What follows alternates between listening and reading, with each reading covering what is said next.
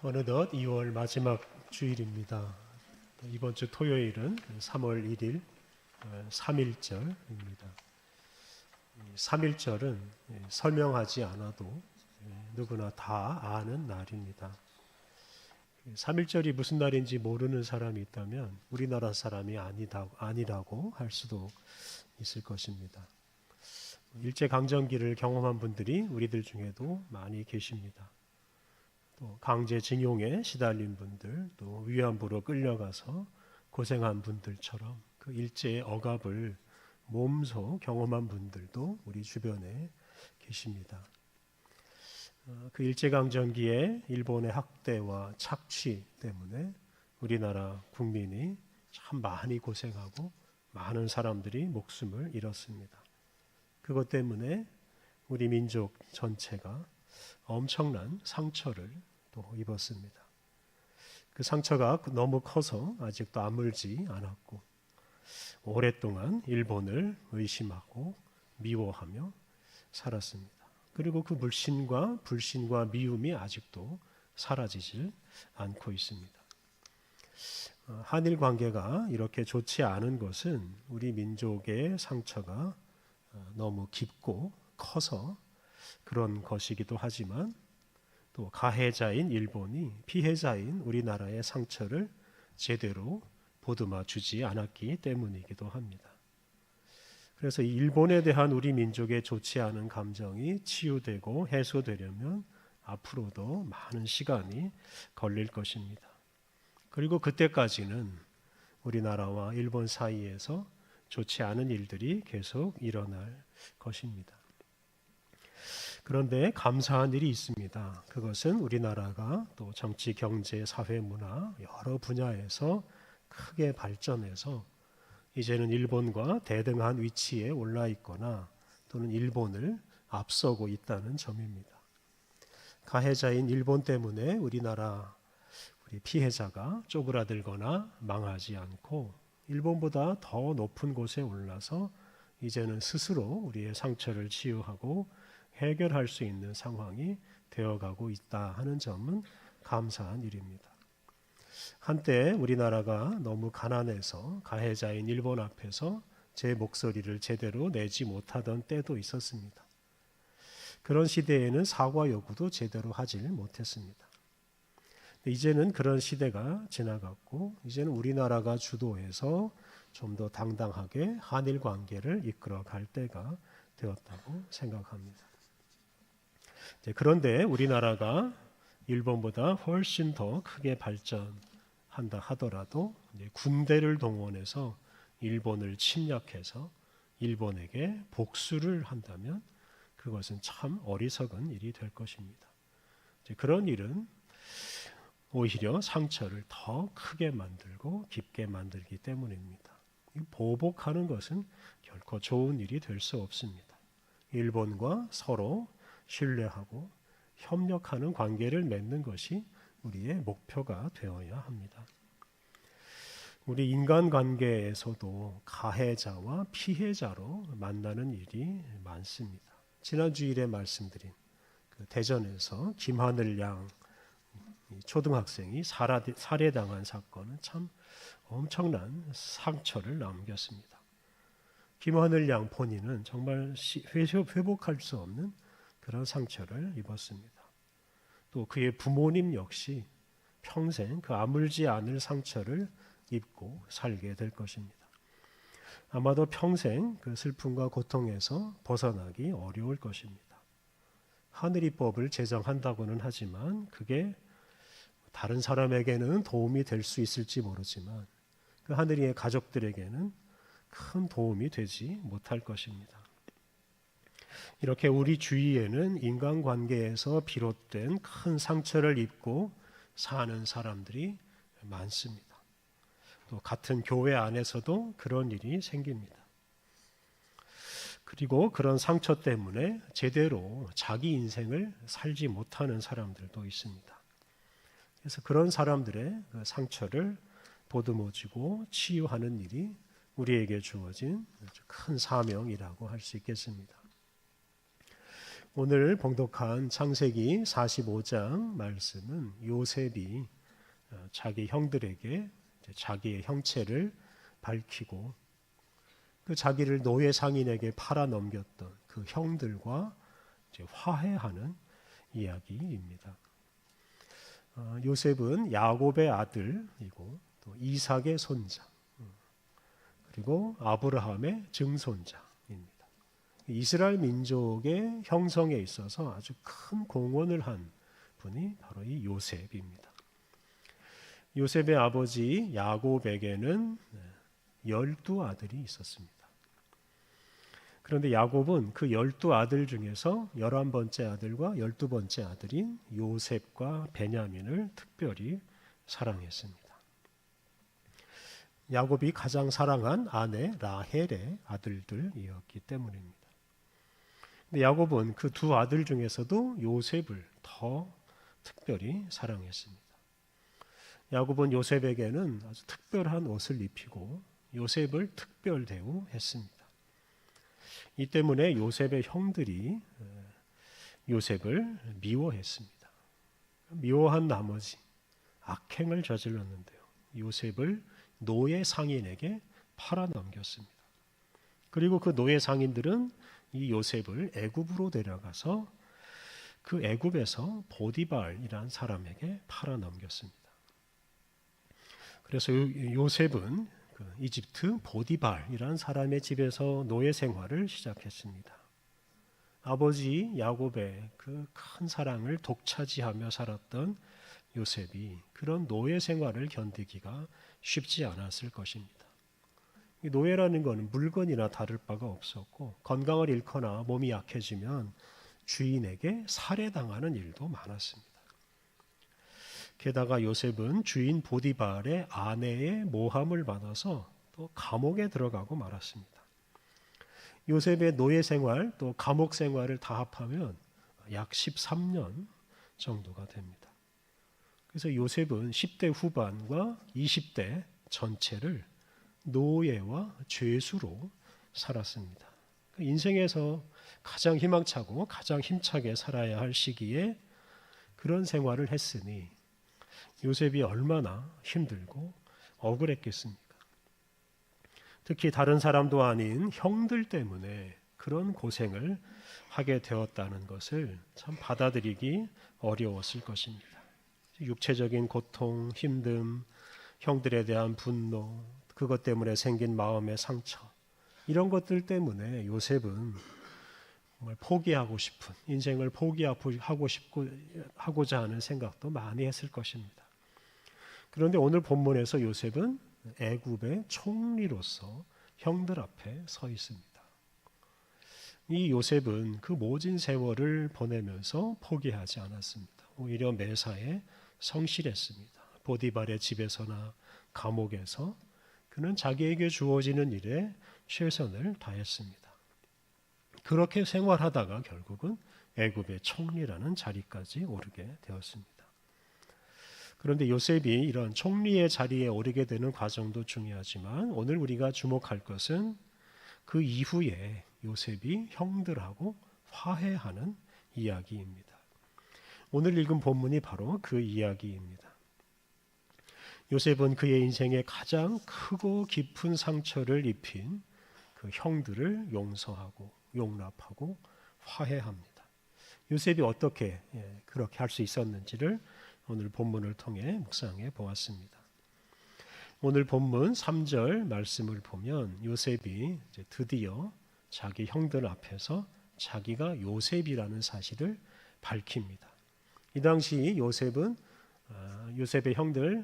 형들은 곡식을 구하러 애굽에 와 있었습니다.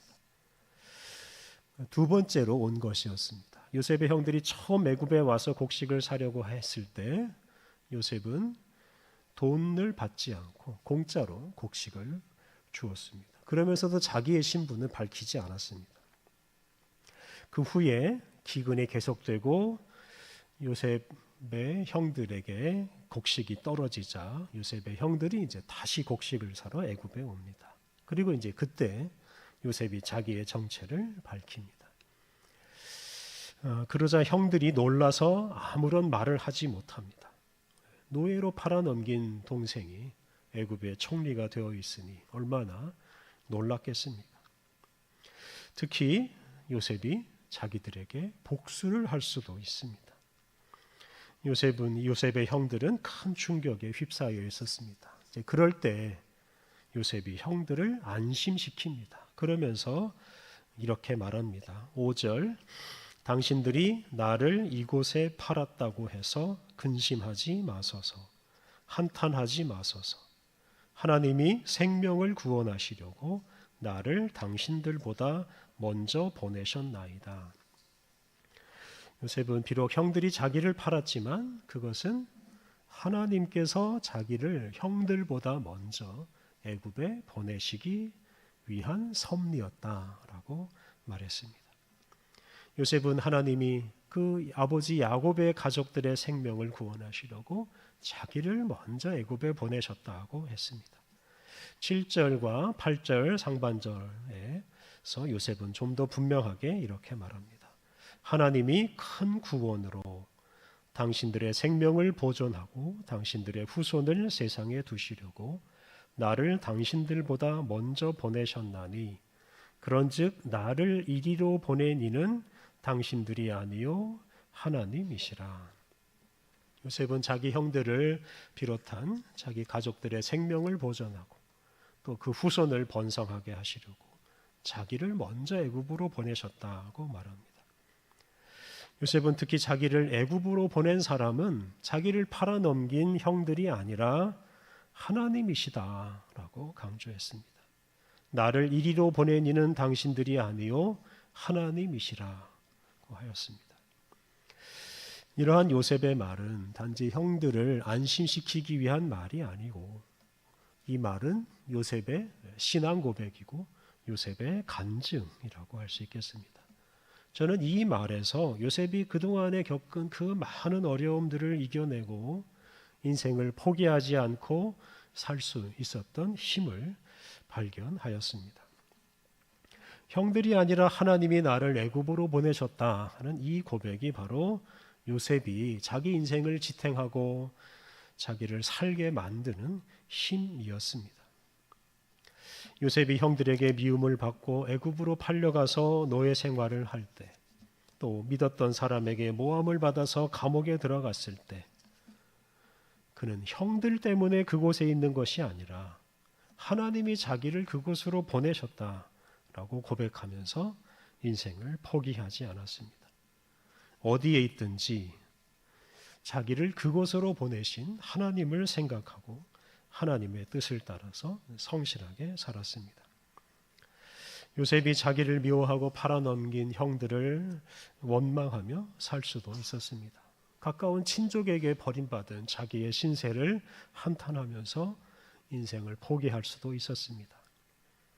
그런데 요셉은 형들이 아니라 하나님이 자기를 애굽으로 보내셨다고 믿었기에 그 13년이라는 참 험하고 긴 세월을 하나님과 동행하면서 하나님이 시키는 일을 하면서 하나님의 동력자로 살았습니다. 하나님이 자기를 애굽으로 보내셔서 그 애굽에서 일하게 하신다 하는 확신을 가지고 하나님의 인도하심을 따라서 살았고, 그러다가 마침내 자기가 자기의 가족을 보호할 수 있는 총리라는 자리까지 올랐습니다. 이렇게 나를 보내신 이는 하나님이시라 하는 이 고백 덕분에 요셉은 언제 어디서나 그를 그곳으로 보내신 하나님과 동행하고 하나님의 일을 하며 살았습니다. 요셉은 애굽의 총리가 된 이후에도 자기의 사명을 잃지 않았습니다. 총리라는 자리에 올라서 단지 권력자로 살지 않았습니다. 또 자기의 권력을 보복하는 수단으로 삼지도 않았습니다. 그는 하나님의 복을 이어갈 자신의 가족들, 아브라함과 이삭과 야곱의 후손들을 보호하는 일을 가장 중요한 일로 삼았습니다. 그렇게 해서 요셉은 그의 가족을 구원하시고 또한 큰 민족 이스라엘을 이루시는 그 하나님의 뜻을 이루게 되었습니다. 나를 보낸 이는 하나님이시라 하는 이 고백 덕분에 요셉은 특히 형들에 대한 미움에서 벗어나서 형들에게서 받은 그 내면의 상처를 치유하고 형들과 다시 화해하게 되었습니다. 옛날 중국 영화 중에 이 보복, 복수를 주제로 하는 영화가 참 많습니다. 그 부모나 스승을 살해한 원수에게 보복을 하려고 오랜 세월을 무술을 연마하고, 그리고 이제 마침내 때가 되어서 그 원수를 찾아가서 보복하는 거, 이제 그렇게 영화가 끝나는 중국 영화들이 참 많습니다. 이제 그런 영화에 따르면 보복하고자 하는 마음, 그 복수심이 인생을 이끌어가는 힘이고, 이제 보복하는 것으로 인생의 목적이 달성됩니다. 그런데 그런 목적을 이루면 개인적으로 좀 만족할 수 있을지 모르지만 그 보복은 또 다른 보복을 일으킵니다. 그 보복당한 사람의 제자나 자녀가 또 다른 보복을 준비합니다. 보복의 악순환이 일어나고, 그런 악순환 속에서 불행한 사람, 상처 있는 사람들은 더 많아집니다. 어떤 사람을 미워하는 것이 인생의 원동력이 되고, 어떤 사람에게 해코지하는 것이 인생의 목적이 되는 것은 참 불행한 일입니다. 평생 미움에 사로잡혀 사는 사람, 다른 사람을 해코지하는 것을 목표로 삼는 사람의 내면이 어떻게 되겠습니까? 의심과 불안과 미움 때문에 그 내면의 상처가 점점 더 커지게 될 것이고, 그 때문에 성숙한 사람이 되지 못하고 오히려 퇴보하고 사람답게 살지 못하고 맙니다. 요셉이 만약 형들을 미워하고 형들에게 보복하는 것을 인생의 목적으로 삼고 살았더라면 그의 인생이 어떻게 되었겠습니까? 요셉이 만약 형들을 다 죽이고 자기 인생의 목표가 이루어졌다라고 말하며 만족해했다면 그것은 요셉 자신이나 요셉의 가족들에게 큰 불행이 아닐 수 없습니다. 그런데 감사하게도 앞서 말씀드린 대로 요셉은 나를 보낸 이는 하나님이시라 라는 고백을 반복하면서 자신은 형들 때문에 또는 형들에게 보복하기 위해서 사는 게 아니라 자기를 애굽으로 보내신 하나님 때문에 산다는 사실을 늘 확인했습니다. 그리고 그것 덕분에 형들 때문에 생긴 그 내면의 상처가 커지거나 깊어지지 않았습니다. 정반대로 그의 인생에 개입하시고 그의 인생을 형통하게 하시는 하나님을 만나면서 그의 인생의 상처가 치유되었습니다. 창세기 39장 2절과 3절을 보면 요셉이 노예 생활할 때의 이야기가 나오는데요. 그때 하나님께서 요셉과 함께 하심으로 요셉이 형통한 사람이 되고 하나님이 요셉이 하는 모든 일을 형통하게 하셨다라고 기록되어 있습니다. 요셉은 나를 보낸 이는 하나님이시라 라고 고백하며 살아가는 중에 그를 위험에서 건지시고 늘 형통하게 하시는 하나님을 만나고 하나님의 은혜를 입었습니다. 그 하나님의 은혜 덕분에 그의 내면의 상처가 치유되고 요셉은 형통하고도 성숙한 사람이 되었습니다. 특히 온 세상 모든 민족에게 이스라엘 민족을 통해서 복을 주시는 그 하나님의 뜻을 이루게 되었습니다.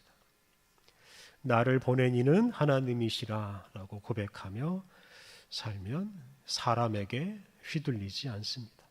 사람에 대한 의심이나 미움에 사로잡히지 않고 오직 하나님을 바라보며 살 수 있습니다. 그리고 하나님이 주시는 은혜를 힘입어서 하나님의 뜻을 이루고 또 좀 더 성숙한 사람이 되고 하나님의 뜻을 이루는 능력 있는 사람이 됩니다. 우리가 지금 어디에 있든지 그곳에 나를 보내신 이는 하나님이시다라고 고백하는 사람이 이러한 은총을 누리게 될 것입니다. 그런데 한 가지 해소되지 않는 의문이 있습니다. 요셉을 노예 상인에게 팔아넘긴 이 형들은 그래도 벌을 받아야 하는 게 아닌가 이런 생각을 할 수 있습니다. 왜냐하면 그것이 정의로운 일이고 그래야 요셉의 억울함이 해소될 수 있다고 생각할 수 있습니다. 그렇다면 요셉은 이 문제에 대해서 어떻게 생각했겠습니까? 오늘 본문 9절부터 11절을 보면 요셉은 형들에게 아버지와 함께 빨리 애굽으로 이사하라라고 부탁을 합니다. 왜냐하면 흉년이 계속되어서 곡식이 부족한 그 가나안 땅에서 살다가는 가족들의 목숨이 다 위태로워질 수 있기 때문입니다. 요셉의 눈에 지금 형들이 어떻게 비치고 있습니까? 요셉의 눈에 형들은 그냥 두면 이제 굶어 죽을 수도 있는 사람들입니다.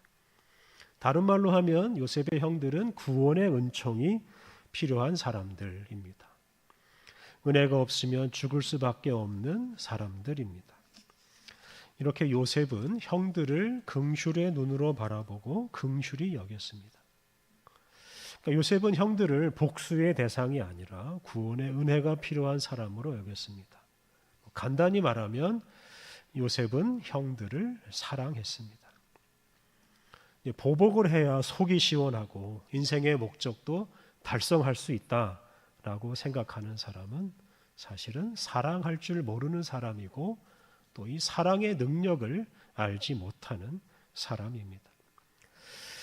사랑하는 사람은 보복하려고 하는 마음을 버릴 수 있습니다. 보복하지 않아도 얼마든지 인생의 목적을 이룰 수 있고 행복하게 살 수 있습니다. 특히 사랑하는 사람은 보복하고자 하는 마음 때문에 생기는 그 마음의 상처를 치유할 수 있습니다. 의심하고 미워하고 보복하려고 하는 마음을 품고 살면 자신을 망치고 말 뿐입니다.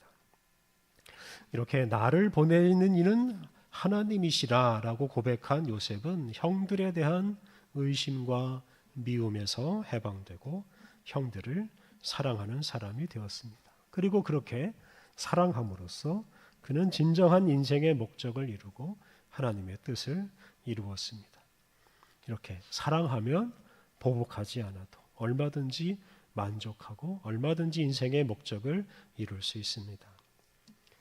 오늘 우리가 봉독한 신약의 말씀은 예수님께서 당신을 따르는 제자들에게 가르쳐 주신 말씀입니다. 예수님은 원수를 사랑하고 미워하는 사람을 선대하라고 하셨습니다. 예수님은 또한 자비로우신 하나님처럼 자비로운 사람이 되라고 하셨습니다. 하나님은 자비로우신 분입니다. 하나님은 보복하는 분이 아니고 용서하고 구원하시는 분입니다. 만약에 하나님께서 우리가 행한 대로 우리에게 갚으시고 우리에게 보복하신다면 누가 하나님 앞에 서 있을 수 있겠습니까? 하나님은 죄인을 용서하시고 사랑하시는 참으로 자비로우신 분입니다. 우리는 이 예수님 말씀 따라서 하나님의 자녀답게 우리가 단지 보복하기 위해서 살지 않아야 합니다. 미움에 사로잡혀 살지 않고 사랑하기 위해서 살아야 합니다. 오늘 우리는 의심과 미움과 보복이 난무하는 세상에서 살고 있습니다. 나라들 사이에서, 사람들 사이에서, 정치 집단들 사이에서 날마다 갈등이 일어나고 그로 인해 상처 입는 사람들이 생기고 상처투성이 나라가 되어가고 있습니다. 이곳이 바로 우리가 파송받은 삶의 현장이라고 여겨야 하겠습니다. 하나님이 우리를 부르셔서 이렇게 의심과 미움과 보복과 상처가 난무하는 곳으로 우리를 보내셨습니다. 우리는 하나님의 보내심을 받은 사람답게 우리가 처한 곳에서 사람이 아니라 하나님을 바라보며 살아야 합니다. 원수를 사랑하고 자비로운 사람이 되라고 하신 예수님 말씀을 따라 살아야 합니다. 의심하거나 미워하거나 보복하지 않고 오직 사랑해야 합니다. 그러한 삶으로 우리 자신과 우리 이웃의 상처를 치유하고 하나님의 구원의 은총을 더 널리 전파해야 하겠습니다. 우리 함께 기도하겠습니다. 자비로우신 하나님, 날마다 우리에게 자비를 베풀어 주시고 우리를 구원하여 주시니 감사합니다. 주님의 그 큰 은혜와 섭리를 굳게 믿고 우리가 처한 상황이나 그런 상황에 처하게 만든 사람을 원망하지 않게 하옵소서. 언제 어디서나 우리가 주님의 섭리 가운데 살고 있음을 확신하고 의심과 미움은 물리치고 주님의 인도하심을 구하고 주님의 뜻을 따라 살게 하옵소서. 거룩한 주님의 뜻을 이루고자 언제 어디서나 모든 일에 최선을 다하게 하옵소서. 또한 세상을 구원하시는 주님의 뜻을 이루기 위해 언제 어디서나 사랑하게 하옵소서. 나를 보낸 이는 하나님이시라 날마다 고백하며 우리의 삶의 현장에서 사랑을 실천함으로 우리 자신과 이웃의 상처를 치유하며 살게 하옵소서. 예수님의 이름으로 기도드립니다. 아멘. 주신 말